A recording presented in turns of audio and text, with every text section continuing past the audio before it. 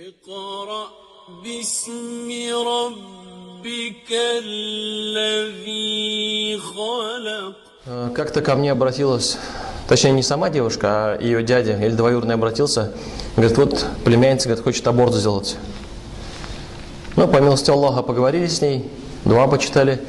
Она передумала делать аборт. И вот на сегодняшний день у нее маленький ребенок бегает у нее.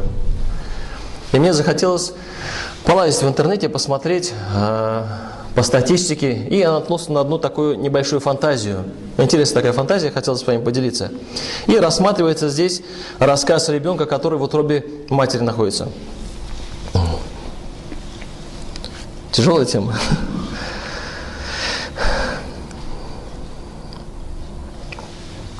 Вот, ребенок, значит, зачат уже, и вот как будто такая фантазия. И ребенок говорит: мама, я всего еще 20 сантиметров ростом, но у меня все органы на месте. Я люблю твой голос. Каждый раз, когда я слышу, я машу ножками, ручками. Биение твоего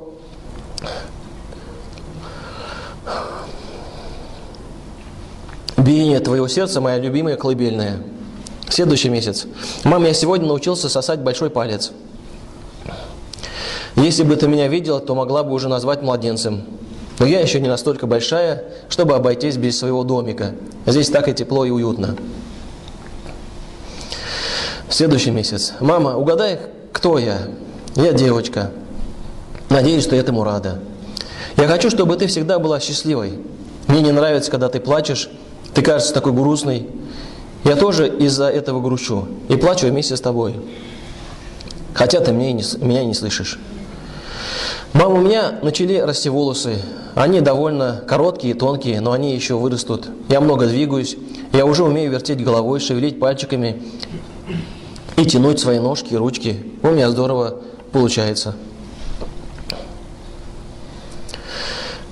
Ты опять ходила к врачу. Мама, он тебя обманывает, когда говорит, что я не ребенок.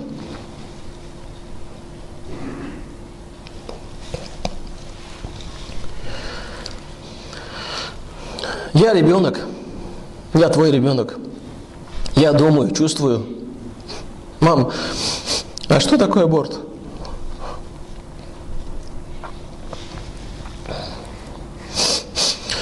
Я опять слышу голос этого врача, он мне не нравится.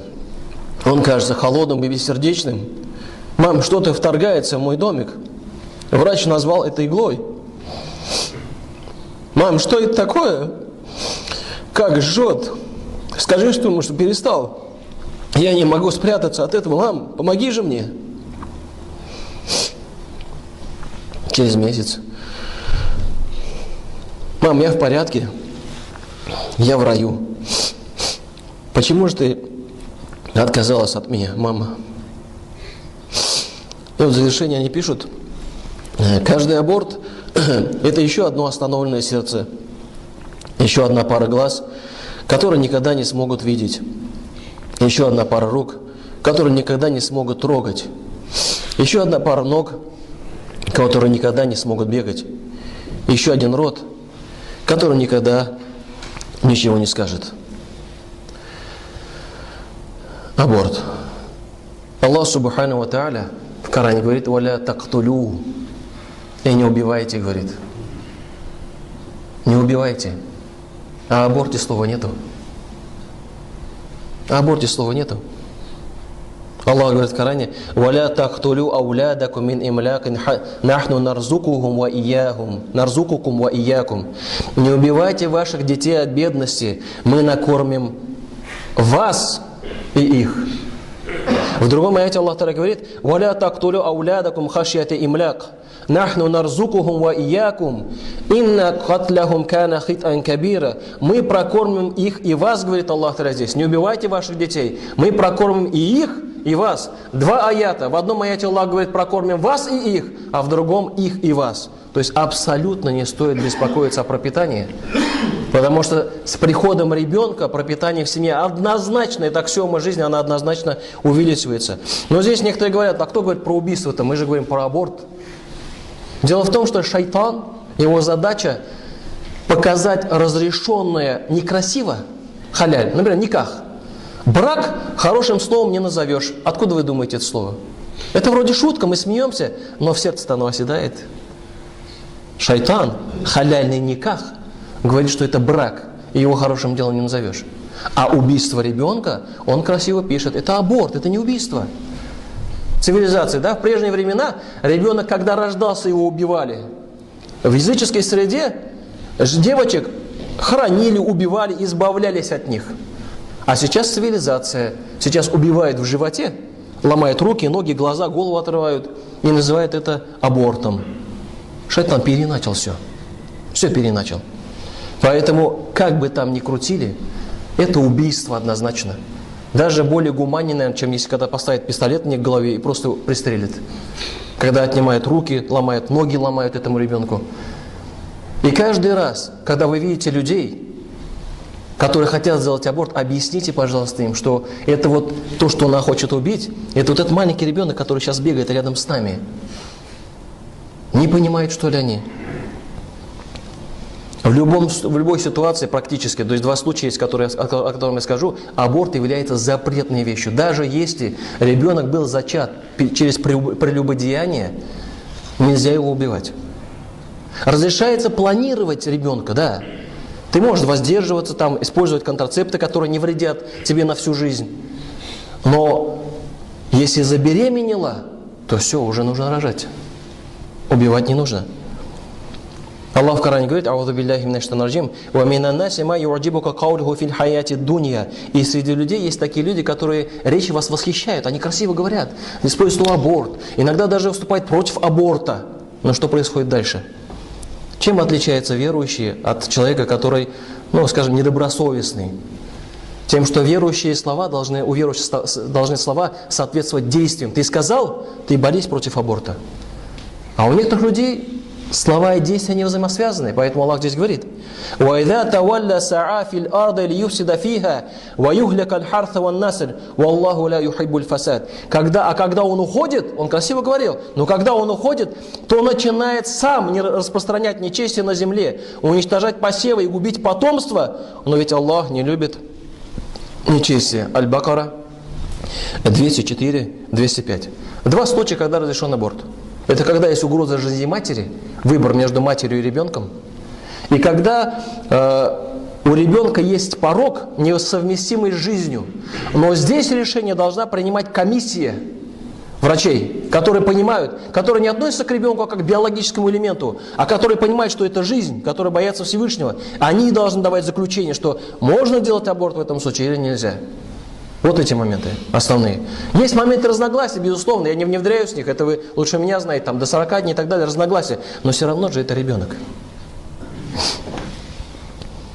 Поэтому обращаясь к тем, кто хочет сделать аборт, или когда вы видите тех, кто хочет аборт сделать, или двигает к аборту, бывает такая ситуация. Неужели, обращаясь к ним, хочу сказать, неужели вы думаете, что ваша жизнь или комфорт вашей жизни важнее, чем жизнь этого ребенка? Да что бы там ни было.